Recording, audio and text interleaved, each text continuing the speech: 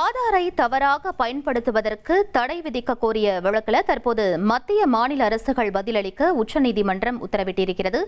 மேலும் விவரங்களை எமது செய்தியாளர் வெங்கடேசன் வழங்கிட கேட்கலாம். வெங்கடேசன், இந்த வழக்கின் பின்னணி என்ன? முழு விவரங்களை பதிவு பண்ணுங்க. வணக்கம். ஆதார் எண்ணை அடையாள ஆவணமாகவே பயன்படுத்த வேண்டும் என்றும் குடியுரிமை, பிறப்பு தேதி, முகவரி ஆவணமாக பயன்படுத்த தடை விதிக்க கோரும் பொதுநல மனுவை அஸ்வினிகுமார் உபாத்யாயா தாக்கல் செய்திருந்தார். இந்த மனுவை உச்சநீதிமன்ற தலைமை நீதிபதி சூரியகாந்த், நீதிபதி வி மோகனா அடங்கிய அமர்வு என்று விசாரித்தது. இந்த மனுவை விசாரித்த உச்சநீதிமன்ற அமர்வு, தலைமை நீதிபதி தலைமையிலான அமர்வு, இந்த பொதுநல மனு தொடர்பாக பதிலளிக்க மத்திய மாநில அரசுகளுக்கு உத்தரவிட்டுள்ளது. விவரங்களுக்கு நன்றி வெங்கடேசன். ஆதாரை தவறாக பயன்படுத்துவதற்கு தடை விதிக்க கோரிய வழக்கில் தற்போது மத்திய மாநில அரசுகள் பதிலளிக்க உச்சநீதிமன்றம் உத்தரவிட்டிருக்கிறது. அது தொடர்பான முக்கிய செய்தியை நாம் பார்த்தோம். இனி செல்லும் இடமெல்லாம் செய்தி.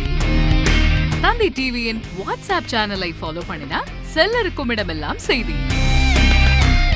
இதோ QR கோட், இப்பவே ஸ்கேன் பண்ணுங்க, ஃபாலோ பண்ணுங்க.